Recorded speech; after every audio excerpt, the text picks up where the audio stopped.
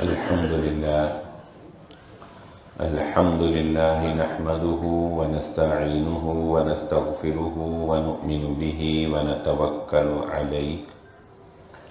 ونعوذ بالله من شرور أنفسنا ومن سيئات أعمالنا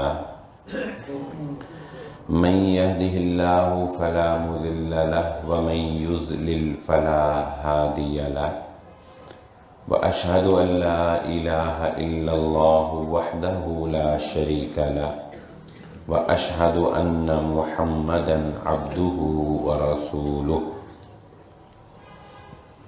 اللهم صل على محمد وعلى آل محمد كما صليت على إبراهيم وعلى آل إبراهيم إنك حميد مجيد اللهم بارك على محمد وعلى آل محمد كما باركت على إبراهيم وعلى آل إبراهيم إنك حميد مجيد رب اشرح لي صدري ويسر لي أمري واحلل عقدة من لساني يفقهوا قولي سبحانك لا علم لنا إلا ما علمتنا إنك أنت العزيز الحكيم أما بعد فإن خير الحديث كتاب الله وخير الهدي هدي محمد صلى الله عليه وسلم وشر الأمور محدثاتها وكل محدثة بدعة وكل بدعة ضلالة وكل ضلالة في النار فأعوذ بالله من الشيطان الرجيم بسم الله الرحمن الرحيم قال الله تعالى في القرآن المجيد وَإِنْ كَانَ طَائِفَةٌ مِّنْكُمْ آمَنُوا بِالَّذِي أُرْسِلْتُ بِهِ وَطَائِفَةٌ لَّمْ يُؤْمِنُوا فَاصْبِرُوا حَتَّى يَحْكُمَ اللَّهُ بَيْنَنَا وَهُوَ خَيْرُ الْحَاكِمِينَ۔ قابل صد احترام حاضرین مجلس، محترم مکرم سامعین اکرام، ہر قسم کی تعریفات اس خالق مالک ارض و سماوات کے لیے اور لاکھوں کروڑوں درود و سلام آپ محمد مصطفیٰ صلی اللہ علیہ وآلہ وسلم کی ذات اقدس پر۔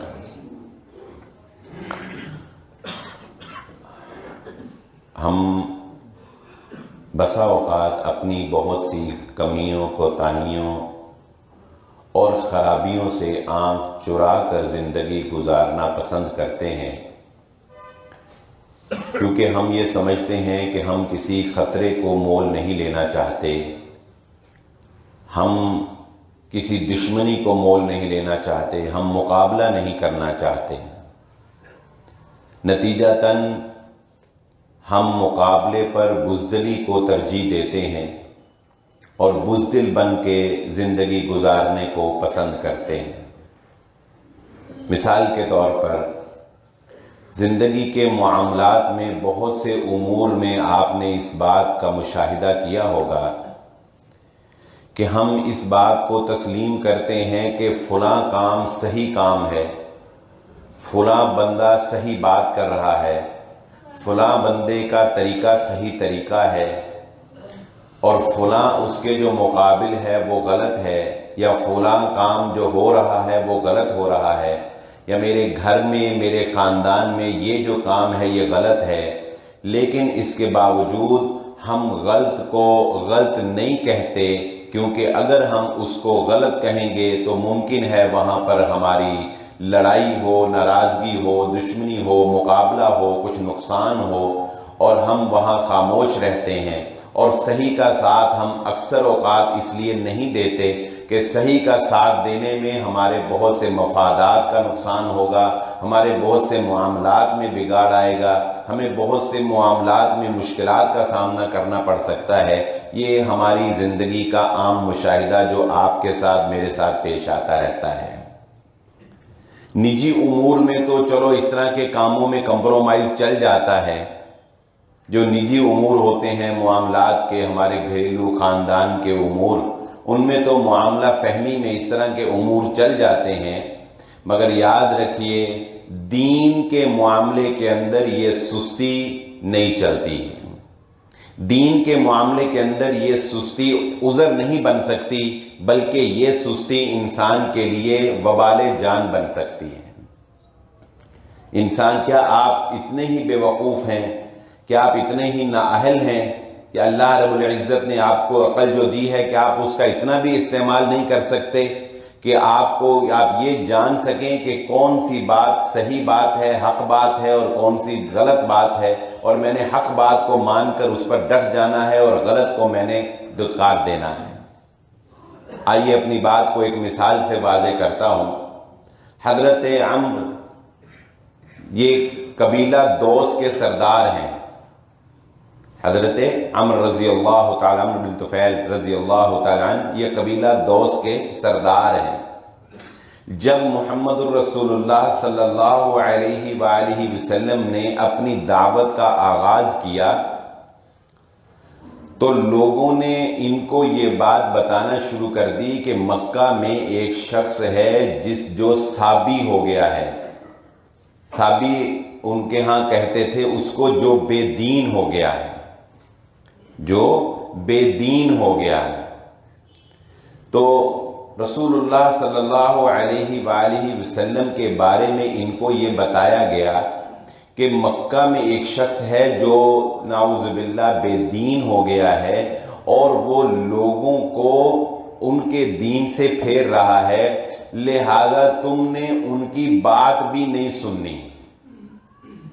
تم نے ان کی بات بھی نہیں سننی۔ یہ صحابی انہوں نے کیا کیا، انہوں نے کہا کہ ٹھیک ہے کہ ان کی بات سن کے کہیں مجھ پر اثر نہ کر جائے، اپنے کانوں میں روئی داخل کر لی، اپنے کانوں میں روئی ڈال لی۔ تو ایک دن رسول اللہ صلی اللہ علیہ وآلہ وسلم حرم میں نوافل نماز ادا کر رہے تھے اور قرآن رسول اللہ صلی اللہ علیہ وآلہ وسلم پڑھ رہے تھے، تو یہ وہاں پر آ کر بیٹھ جاتے ہیں اور رسول اللہ صلی اللہ علیہ وآلہ وسلم کی نماز پڑھنے کو دیکھتے ہیں، اور باوجود انسان اپنے کانوں کو کتنا بھی بند کرے مگر کوئی نہ کوئی آواز اس کے کان میں ہلکی سی پہنچ جاتی ہے۔ تو قرآن کے کچھ چند جملے، کوئی چند حروف، کوئی لفظ جو ہے وہ بہرحال کانوں سے ٹکراتا رہا، اور اس عبادت کا حسن دیکھا تو دل میں یہ خیال پیدا ہوا کہ میں اتنا بھی کوئی بے وقوف تو نہیں ہوں، اتنا بھی کوئی جاہل تو نہیں ہوں، آخر ایک سردار آدمی ہوں قبیلے کا، میں اتنا کوئی بے وقوف تو نہیں ہوں کہ کوئی مجھے اتنی آسانی سے بے وقوف بنا لے اور میں اس کی باتوں میں آ جاؤں۔ ذرا پوچھیں تو صحیح کہ محمد الرسول اللہ صلی اللہ علیہ وآلہ وسلم کا پیغام کیا ہے، رسول اللہ صلی اللہ علیہ وآلہ وسلم کہتے کیا ہیں۔ ابھی ان کو آپ کو جانتا نہیں تھا، گیا اپنے کانوں سے روئی نکالی، رسول اللہ صلی اللہ علیہ وآلہ وسلم کے پاس تشریف لائے، پوچھا آپ کون ہیں، آپ نے اپنا تعارف کروایا، میں محمد رسول اللہ، میں محمد اللہ کا رسول ہوں، اللہ نے مجھے رسول بنا کر بھیجا ہے۔ آپ کی دعوت کیا ہے؟ رسول اللہ صلی اللہ علیہ وآلہ وسلم نے اپنی دعوت بتائی، رسول اللہ صلی اللہ علیہ وآلہ وسلم کی زبان اطہر سے دین اسلام کا پیغام سنا، دین کا تعارف سنا، آپ سے توحید کا درس حاصل کیا، تو اسی وقت حضرت عمرو رضی اللہ تعالیٰ عنہ ایمان لے آئے، رسول اللہ صلی اللہ علیہ وآلہ وسلم پر ایمان لے آئے۔ لیکن یہیں پر بات ختم نہیں ہوئی، اپنے اس ایمان کو لے کر، اپنے اس اسلام کو لے کر اپنے قبیلے میں گئے، اپنے قبیلے میں جا کر لوگوں کو دین اسلام کی تبلیغ کرنا شروع کر دی، اپنے باپ کو بتایا کہ میں محمد صلی اللہ علیہ وآلہ وسلم پر ایمان لے آیا ہوں، ان کا یہ پیغام ہے، یہ بت سب فضول ہیں، یہ شرک ہے، اللہ کی عبادت کی جائے۔ قبیلہ دوس والوں نے ماننے سے انکار کر دیا۔ پریشان ہو کے دوبارہ رسول اللہ صلی اللہ علیہ وآلہ وسلم کی خدمت میں آئے اور آ کر کہا ہے اللہ کے نبی صلی اللہ علیہ وآلہ وسلم، دوس والے جو ہیں بڑے جاہل ہیں، میری بات نہیں مانتے، آپ قبیلہ دوس والوں کے لیے بددعا کریں کہ اللہ تعالیٰ دوس والوں کو ہلاک کر دے۔ اللہ کے نبی صلی اللہ علیہ وآلہ وسلم تشریف فرما ہیں اور نبی صلی اللہ علیہ وآلہ وسلم نے ہاتھ اٹھائے اور یہ سوچ رہے ہیں کہ یہ اللہ کے نبی اب دعا کرنے لگے ہیں، دوس والے تو مارے گئے، فلاں بھی مارا جائے گا، فلاں بھی مارا جائے گا، جس نے میری بات نہیں مانی وہ تو آج مارا گیا۔ مگر رسول اللہ صلی اللہ علیہ وآلہ وسلم نے ہاتھ اٹھائے اور آپ صلی اللہ علیہ وآلہ وسلم نے دعا کی، اللہم اے اللہ دوس قبیلے کو ہدایت نصیب فرما دے، اے اللہ قبیلہ دوس کو ہدایت نصیب فرما دے۔ رسول اللہ صلی اللہ علیہ وآلہ وسلم نے ہدایت کی دعا کی، یہ دوبارہ اپنے قبیلے میں گئے اور پھر تاریخ نے وہ وقت دیکھا کہ ایک آدمی کے مسلمان ہونے کی وجہ سے اور حق کو تسلیم کر کے اس پر ڈٹ جانے کی وجہ سے پورا قبیلہ دوس جو ہے وہ مسلمان ہو گیا، پورا قبیلہ مسلمان ہو گیا۔ لیکن وجہ کیا تھی کہ جس بات کو سن کر صحیح سمجھ لیا، پتہ لگ گیا، دل نے گواہی دے دی کہ یہ بات صحیح بات ہے، اس کے باوجود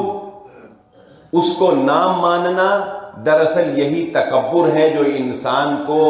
ذلت کے اندر، جو انسان کو پستی کے اندر، جو انسان کو مسکینی کے اندر، بزدلی کے اندر جو ہے وہ دبو دیتا ہے۔ اس دلدل سے پھر انسان نکل نہیں سکتا ہے۔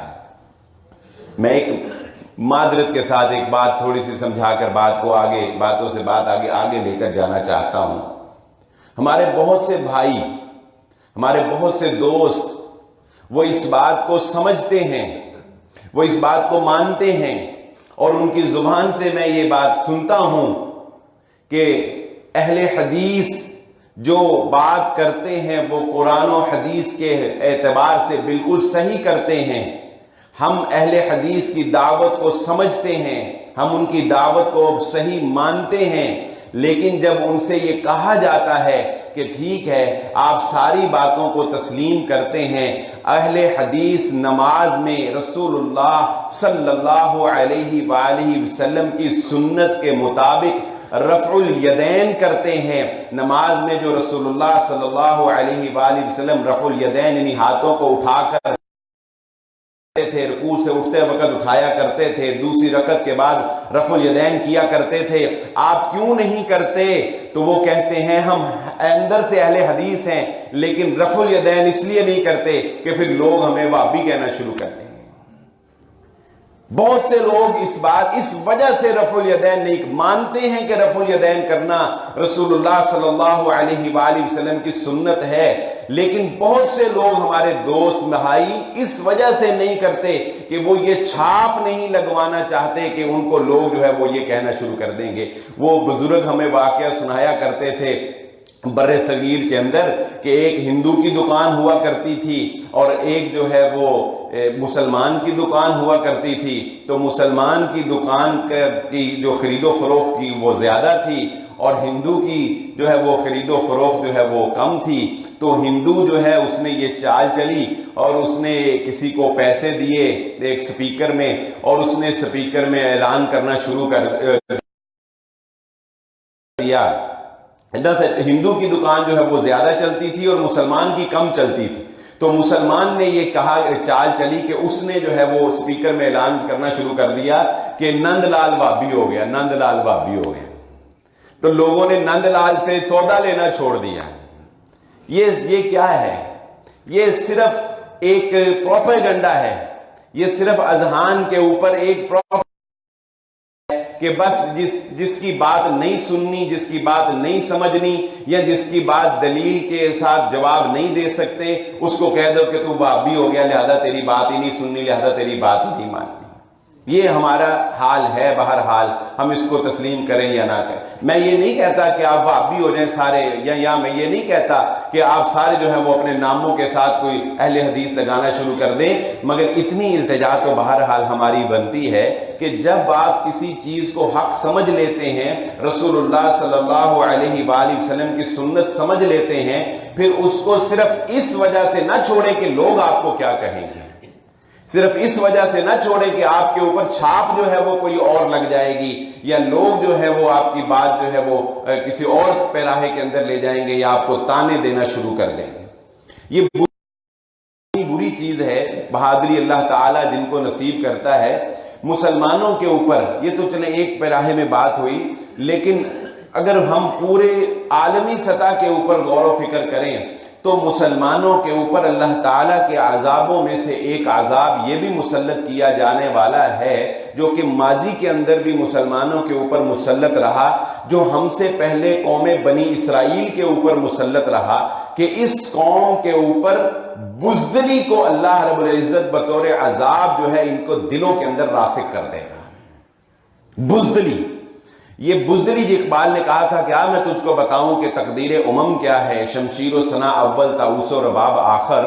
یہ نوجوانوں کو خطاب کرتے ہوئے اس نے کہا، یہ بزدلی جانتے ہیں کیا چیز ہے؟ میں اس کی ایک مثال آپ کو دیتا ہوں۔ تاتاریوں کے بارے میں تاریخ میں جو ہے مورخین نے لکھا کہ تاتاریوں نے جس وقت مسلمانوں کے اوپر حملہ کیا اور مسلمانوں کے انہوں نے مشہور ہے جی کھوپڑیوں کے پہاڑ لگا دیے، اور انہوں نے جو ہے وہ دریاؤں کو جو ہے وہ خون سے جو ہے سرخ کر دیا، تو جانتے ہیں کہ مسلمانوں کی بزدلی کا حال کیا تھا؟ جو مورخین نے لکھا تاریخ میں، پتہ نہیں ایسا ہوا یا نہیں ہوا، لیکن بطور مثال انہوں نے لکھا کہ مسلمان اتنے بزدل ہو گئے تھے، اتنے کمزور اور بزدل ہو گئے تھے کہ اگر کوئی تاتاری کسی مسلمان کو یہ کہتا تھا نا کہ یہاں پر کھڑا ہو جا اور خبردار کہ تو یہاں سے ہلا، میں گھر سے تلوار لے کے آتا ہوں اور تیرا سر قلم کرتا ہوں، تو وہ مسلمان کو جرت نہیں ہوتی تھی کہ وہاں سے ہل جائے، وہ گھر سے تلوار لا کے اس کا سر قلم کرتا تھا۔ یہ بزدلی کی مثالیں۔ تو بعد میں یہ کر رہا تھا کہ اپنے اندر انسان کو اتنی ہمت، اتنی جرت اور اتنی ایمانی تقویت جو ہے وہ بہرحال ضرور رکھنی چاہیے کہ انسان حق بات کے اوپر ڈٹ جانا جو ہے وہ سیکھے، اور یہ بات ذہن نشین رکھیں کہ بزدلوں کو ہی ذلت اور رسوائی کا سامنا کرنا پڑتا ہے، بہادروں کو ذلت اور رسوائی کا سامنا نہیں کرنا پڑتا ہے۔ اور حق کی تلاش میں جستجو جو ہے اس کی وہ زندہ مثال میں آپ کے سامنے پیش کر دیتا ہوں۔ ایسی مثالیں نہیں ملتی کہ زندگیاں جو ہیں وہ حق کی تلاش کے اور حق کی جستجو کے اندر جو ہے وہ کھپا دی ہیں۔ ہم ایک جملہ کہتے ہیں کہ جو جیسا کر رہا ہے اس کو کرنے دو، جو جس طرف لگا ہوا ہے اس کو لگا رہنے دو نہیں۔ یہ جملہ کئی اعتبار سے غلط ہے کہ آپ کا بچہ جو ہے وہ زہر کھا رہا ہو تو آپ اس کو کھانے دیں گے، وہ آگ میں جا رہا ہو تو کیا آپ اس کو جانے دیں گے؟ حضرت سلمان فارسی رضی اللہ تعالیٰ عنہ کا اختصار کے ساتھ، لمبا واقعہ ہے لیکن اختصار کے ساتھ سناتا ہوں۔ حضرت سلمان فارسی رضی اللہ تعالیٰ عنہ ایک مجوسی، ایک آتش پرست کے گھر کے اندر پیدا ہوئے۔ اس بات سے کوئی فرق نہیں پڑتا کہ آپ کے آبا و اجداد کیا تھے، آپ کا باپ کیا تھا، آپ کے والدین کیا غلطیاں کرتے رہے ہیں، آپ نے ان کو دہرانا کوئی لازم نہیں ہے آپ کے اوپر کہ آپ اپنے آبا و اجداد کی غلطیوں کو دہرائیں، ان کے اچھائیوں کو دہرائیں تاکہ ان کو بھی ثواب پہنچے اور آپ کے لیے صدقہ جاریہ ہو۔ ان کی برائیوں کو، غلطیوں کو دہرا کر انسان تو ان کے لیے وبال جان بنتا ہے۔ ایک آتش پرست کے گھر پیدا ہوئے، ذرا جستجو دیکھیے گا، اور عبادت سے اتنا زیادہ لگاؤ پیدا ہو گیا حضرت سلمان فارسی رضی اللہ تعالیٰ عنہ کو کہ ان کے بارے میں یہ مشہور ہو گیا کہ سلمان جو ہے وہ کبھی آگ کو بجھنے نہیں دیتا۔ آگ کی پرستش کرتے تھے نا، آگ کی عبادت کرتے تھے، تو آگ کی حفاظت یعنی اس دیے کی جو گھر کے ایک عبادت خانے میں معبد میں بنا کر جلاتے تھے، اس کی اتنی نگرانی کرتے تھے کہ کبھی وہ دیا جو ہے وہ بجھنا نہیں پاتا تھا۔ پھر اللہ نے جب اسباب پیدا کرنے ہوں، لیکن ایک جستجو اور ایک طلب تھی دل کے اندر کہ میں نے صحیح راہ کو پانا ہے۔ باپ جو ہے وہ کھیتی باڑی کا کام کرتا تھا، بڑے ہو گئے، ایک دن باپ کی طبیعت خراب ہوئی، وہ کھیتی باڑی کے لیے میدان میں کھیت میں نہ جا سکا۔ اس نے اپنے بیٹے حضرت سلمان کو کہا، مابا نام تھا اس وقت ان کا، سلمان نام تو مسلمان ہونے کے بعد رکھا، لیکن ہم اسی نام سے گفتگو کرتے ہیں۔ تو سلمان فارسی رضی اللہ تعالیٰ کو کہا کہ آج تم کھیتوں کے اندر کام کرنے کے لیے چلے جاؤ۔ جب کھیتوں کے اندر کام کرنے کے لیے چلے گئے تو راستے میں گرجا گھر آیا، یعنی عیسائیوں کے عبادت گاہ۔ گرجا کو دیکھا تو کہا کہ چلو دیکھیں تو صحیح کہ یہ کرتے کیا ہیں۔ ہم تو کہتے ہیں نا نہیں دیکھو ہی نہ، سوچو ہی نہ، سنو ہی نہ ان کی بات سنو گے تو پلے پڑ جائے گی۔ قرآن مجید کا ترجمہ پڑھو ہی نہ، قرآن کا ترجمہ پڑھو گے گمراہ ہو جاؤ گے۔ ایسی باتیں بھی لوگ جو ہیں وہ مسلمان جو ہے وہ مسلمانوں کو کرتے ہیں۔ حدیث جو ہے اس کو نہ پڑھو، حدیث عام بندہ پڑھ نہیں سکتا، عام بندہ سمجھ نہیں سکتا، ایسی باتیں کی جاتی۔ تو کہنے لگے کہ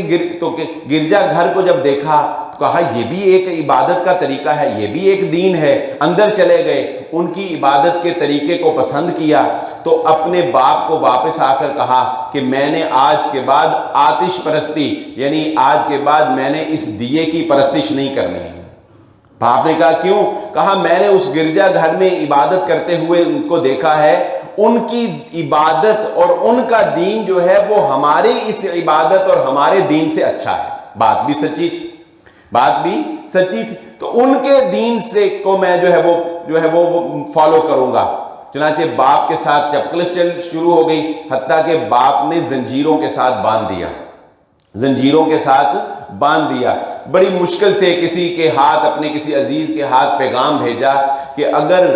تمہیں پتہ چلے تو مجھے یہ بتانا کہ عیسائیوں کی سب سے بڑی عبادت گاہ کہاں پر ہے۔ آپ کو بتایا گیا کہ شام کے اندر جو ان کا مین مرکز ہے وہ شام کے اندر ہے۔ پھر پیغام بھیجا کہ اگر کبھی شام سے کوئی تاجروں کا وفد آیا تو مجھے بتانا۔ جب وفد آیا تو آپ کو بتایا گیا کہ تاجروں کا وفد آیا ہے۔ کہا جب وہ واپس جانے لگے پھر مجھے بتانا۔ جب وہ واپس جانے لگا تو پھر آپ کو پیغام رساں نے پیغام پہنچایا۔ تو وہ بیڑیاں توڑ کر جو باپ نے باندھی ہوئی تھی، زنجیر توڑ کر اس تجارتی قافلے کے ساتھ شام کی طرف چلے گئے۔ اندازہ لگائی، باپ کو چھوڑ دیا۔ کیوں؟ پتہ چل گیا کہ باپ کا دین غلط دین ہے، پتہ چل گیا کہ باپ حق پر نہیں ہے۔ حق جاننے کے لیے باپ کو اور گھر بار کو چھوڑ کر شام چلے گئے۔ وہاں پر ان کے گرجا میں ایک بہت بڑے جو ان کا راہب تھا اس کی شاگردی اختیار کر لی، لیکن وہ حرص اور طمع کا انسان تھا، لوگوں سے پیسے لیتا تھا، صدقے لیتا تھا لوگوں کو، لیکن آگے غربا میں تقسیم نہیں کرتا تھا، اور اپنی تجوریاں جو ہیں وہ بھری ہوئی تھیں۔ وہ مر گیا۔ حضرت لوگ اس کی عقیدت میں جب اس کو دفنانے کے لیے آئے تو حضرت سلمان فارسی رضی اللہ تعالیٰ عنہ نے بتایا کہ یہ تو حریص انسان تھا، تم سے پیسے لیتا تھا، بے ایمان آگے نہیں دیتا تھا۔ لوگوں نے کہا ثبوت، کہا اس کی تلاشی لے لو، گرجے کی تلاشی لی تو 7 بڑے مٹکے سونے سے بھرے ہوئے وہاں سے نکلے۔ لوگوں نے اس کو سولی چڑھا دیا، اس کو دفنانے کی بجائے اس کی لاش کو سولی پر لٹکا دیا، یعنی شروع سے ہی حق کو ماننا، حرص اور طمع کو نہیں۔ دوسرا اس کی جگہ جو ہے وہ پادری مقرر کیا گیا، اس کی شاگردی اختیار کر لی۔ جب وہ مرنے لگا تو اس سے پوچھا حضرت سلمان فارسی رضی اللہ تعالیٰ عنہ نے کہ آپ تو دنیا سے جا رہے ہیں، مجھے بتا دیجئے کہ میں اب کس کی شاگردی اختیار کروں۔ اس نے کہا کہ عیسائیت جو ہے وہ حرص اور طمع اور لالچ میں بہک چکی ہے، ہر طرف جو ہے وہ بس یہی کچھ ہی ہے، دھوکہ اور فراڈ ہے، دین کو بدل دیا ہے۔ تم فلاں علاقے کے اندر جو ہے وہ چلے جاؤ، وہاں پر ایک پادری ہے، اس کی شاگردی اختیار کر لو۔ اس کی شاگردی اختیار کر لی، وہ مرنے لگا، اس نے آگے ایک کے پاس بھیج دیا، وہ مرنے لگا، اس نے اور تیسرے کے پاس بھیج دیا۔ تقریباً 4 پادریوں کے پاس جب زندگی گزار لی تو چوتھے پادری کی جب موت کا وقت قریب آیا تو اس سے پوچھا تو اس نے کہا کہ بات یہ ہے کہ مجھے عیسائیوں میں تو اب کوئی ایسا نظر نہیں آتا جو تمہیں صحیح تعلیم دے سکے، لیکن میرا یہ اندازہ ہے کہ وہ آخری نبی کا ظہور قریب ہونے والا ہے۔ وہ آخری نبی کا، اس سے کیا پتہ چلا؟ رسول اللہ صلی اللہ علیہ وآلہ وسلم کی آمد کی اتنی خبریں آپ سے پہلے کتابوں کے اندر موجود تھیں کہ جن سے اندازہ لگا لیتے تھے کہ وہ کیا ظہور ہونے والا ہے۔ ہرقل نے بھی اندازہ لگایا تو اس نے کہا کہ اگر تمہیں کہیں بس چلے نا تو تم کھجوروں والے باغات والی جگہ جو ہے مدینہ، وہاں چلے جانا۔ اور اس نے 2 علامتیں بتائیں۔ اس نے کہا کہ یاد رکھنا وہ آخری نبی کی ایک علامت یہ ہوگی کہ وہ صدقہ قبول نہیں کرے گا، تحفہ قبول کر لے گا، اور اس کے دونوں شانوں کے درمیان مہر نبوت ہوگی۔ جو کہ ہم نے دیکھا ہوگا، آپ نے مہر نبوت اکثر لکھا ہوتا ہے اللہ رسول محمد صلی اللہ، اس میں بھی دیکھیں کیسا ادب رکھا گیا ہے۔ حالانکہ جملہ کیا ہے؟ محمد رسول اللہ، جملہ کیا ہے؟ محمد یہی پڑھتے ہیں نا، محمد الرسول اللہ، محمد اللہ کے رسول ہیں۔ لیکن مہر نبوت جب جو آپ نے دیکھی ہے، آپ کے ذہنوں میں ہے، اس میں ادب جو ہے کتنا ملحوظ خاطر رکھا گیا ہے کہ اوپر اللہ کا نام ہے، درمیان میں ان دونوں کا جو تعلق ہے رسول، اور نیچے محمد صلی اللہ علیہ وسلم کا نام، یعنی اللہ کے نام کو اوپر رکھا۔ تحریر اوپر سے نیچے لکھی جاتی ہے، نیچے سے اوپر تو نہیں نا لکھی جاتی۔ بتائیں، آپ کاپی پہ لکھتے ہیں اوپر سے نیچے لکھتے ہیں نا، لائنیں نیچے کو چلتی ہیں، کبھی کسی نے نیچے سے اوپر لکھا ہے؟ لیکن مہر نبوت نیچے سے اوپر ہے، محمد رسول اللہ نیچے سے اوپر چل رہی۔ کیوں؟ یہ بتایا گیا ہے کہ جہاں ادب و آداب آ جاتے ہیں وہاں دنیا کے اسلوب بھی بدل جاتے ہیں۔ یہ اللہ کا نام جو ہے یہ اوپر ہے اور رسول درمیان میں، اور پھر محمد صلی اللہ علیہ وسلم نیچے۔ بتایا گیا ہے خالق اور مخلوق کا فرق جو ہے وہ انسانوں کو بھی ملحوظ خاطر رکھنا چاہیے۔ تو یہ نشانی جو ہے اس پادری نے حضرت سلمان فارسی رضی اللہ تعالیٰ عنہ کو بتائی کہ ان کے شانوں کے درمیان میں مہر نبوت جو ہے وہ تم دیکھ سکتے ہو۔ چنانچہ پھر بنو کلب والوں کا ایک وفد جو ہے وہ اس علاقے میں آیا تھا، تو حضرت سلمان فارسی رضی اللہ تعالیٰ عنہ نے ان کو کہا کہ میں تمہیں اپنی ساری جائیداد، انسان تصور نہیں کر سکتا اگر یہ واقعات کو پڑھتا ہے کہ ایسا بھی کوئی شخص جو ہے وہ شدائی ہو سکتا ہے، جنونی ہو سکتا ہے، اتنا بھی کوئی جنونی ہو سکتا ہے۔ کہا میں اپنی ساری جائیداد تمہیں دیتا ہوں، ایک کام کرو مجھے اپنے ساتھ لے جاؤ، میں وہ مدینہ جانا چاہتا ہوں۔ انہوں نے لالچی تھے، انہوں نے کہا ٹھیک ہے، لیکن انہوں نے اپنے وعدے کی بھی خلاف ورزی کی۔ حضرت سلمان فارسی رضی اللہ تعالیٰ عنہ کا سارا مال بھی لے لیا اور راستے میں آپ کے ساتھ دھوکہ کر کے آپ کو غلام بنا کر فروخت کر دیا۔ غلام بنا کر جب فروخت کیا، اللہ تعالیٰ جو ہے وہ انسان کی نیت کے متعلق ہے، نیتاً و مراداں، نیت کبھی بری نہیں ہونی چاہیے۔ انسان کوئی بھی کام کرے نیت انسان کی اچھی ہونی چاہیے۔ جن کی نیتیں بری ہوتی ہیں وہ کبھی پار نہیں لگتے، جن کی نیتیں اچھی ہوتی ہیں وہ ٹھوکریں کھاتے کھواتے کہیں نہ کہیں آخر اللہ رب العزت ان کو منزل پر پہنچا دیتا ہے۔ پھر اس مالک کا بھائی جو ہے وہ مدینہ سے آیا اپنے بھائی کو ملنے کے لیے، مدینہ سے اس مالک کا بھائی آیا، تو اس نے اپنے بھائی کو، یہ غلام حضرت سلمان فارسی رضی اللہ تعالیٰ عنہ کو بطور غلام اپنے بھائی کو فروخت کر دیا،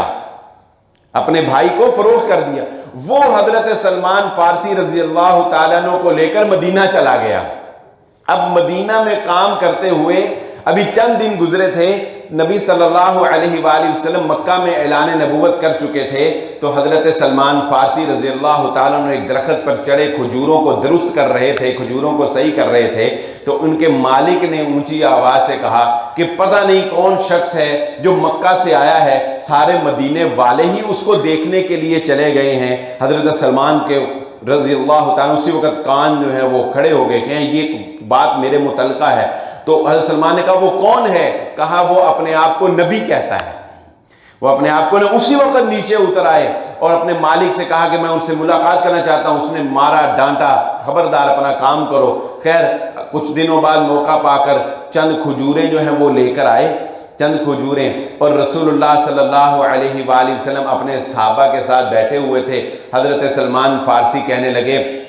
آپ محمد ہیں؟ کہا ہاں۔ کہا یہ صدقے کی کچھ کھجوریں ہیں، یہ صدقے کی کچھ کھجوریں میں آپ کے لیے لے کر آیا ہوں، یہ آپ تناول کر لیجئے۔ بیٹھ کر دیکھتے رہے۔ رسول اللہ صلی اللہ علیہ وآلہ وسلم نے اپنے صحابہ کو کہا کھا لو، آپ نے خود نہیں کھائیں۔ وہ پادری نے جو بات کہی خود نہیں کھائیں۔ اگلے دن آئے کھجوریں ایک لے کر چند، اور کہا اللہ کے نبی صلی اللہ علیہ وسلم کو کہ یہ تحفہ تن کھجوریں جو ہیں یہ آئی ہیں، یہ آپ تناول کر لیجئے۔ رسول اللہ صلی اللہ علیہ وآلہ وسلم نے تحفے کی ان کھجوروں کو جو ہے وہ پا لیا۔ پھر اب مہر نبوت دیکھنے کی باری آئی، تو بہانے سے، ہیلے سے، دائیں سے آئیں بائیں سے آئیں، کبھی آگے کبھی پیچھے، کوشش کریں کہ کسی طرح مجھے مہر نبوت جو ہے وہ رسول اللہ صلی اللہ علیہ وسلم کی جو ہے وہ نظر آ جائے۔ تو رسول اللہ صلی اللہ علیہ وآلہ وسلم نے بھی بھانپا کہ یہ کیا حرکتیں کر رہا ہے، کبھی ادھر سے آتا ہے کبھی ادھر سے آتا ہے۔ نبی صلی اللہ علیہ وآلہ وسلم نے پوچھا کیا چاہتے ہو؟ تو پھر حضرت سلمان فارسی رضی اللہ تعالیٰ نے بتایا کہ یہ چاہتا ہوں۔ پھر رسول اللہ صلی اللہ علیہ وآلہ وسلم نے مہر نبوت دکھائی، اور حضرت سلمان فارسی رضی اللہ تعالیٰ نے مہر نبوت دیکھ کر رسول اللہ صلی اللہ علیہ وآلہ وسلم پر ایمان لے آئے۔ اور پھر یہ پورا واقعہ جو آج میں نے آپ کے سامنے اختصار کے ساتھ بیان کیا ہے، یہ پورا واقعہ رسول اللہ صلی اللہ علیہ وآلہ وسلم کے سامنے بیٹھ کر صحابہ اکرام کی موجودگی میں حضرت سلمان فارسی رضی اللہ تعالیٰ عنہ نے سنایا کہ اللہ کے نبی صلی اللہ علیہ وسلم یہ مہر نبوت دیکھنے کے لیے سلمان کہاں سے چلا اور کہاں پر پہنچا ہے، کتنا طویل سفر کیا ہے، غلام بنا ہے، لیکن ایسی غلامی پر ہزاروں آزادیاں قربان، لیکن آخر وہ منزل ملی محمد الرسول اللہ صلی اللہ علیہ وسلم کی معیت میں۔ پھر رسول اللہ صلی اللہ علیہ وآلہ وسلم نے ان کے مالک کے ساتھ ان کی سیٹلمنٹ کروائی، 300 کھجوروں کے درخت جو ہیں وہ اور کچھ سونا جو ہے وہ طے پایا۔ رسول اللہ صلی اللہ علیہ وسلم نے جب فتح خیبر ہوئی تو خیبر سے رسول اللہ صلی اللہ علیہ وسلم کو جو سونا ملا،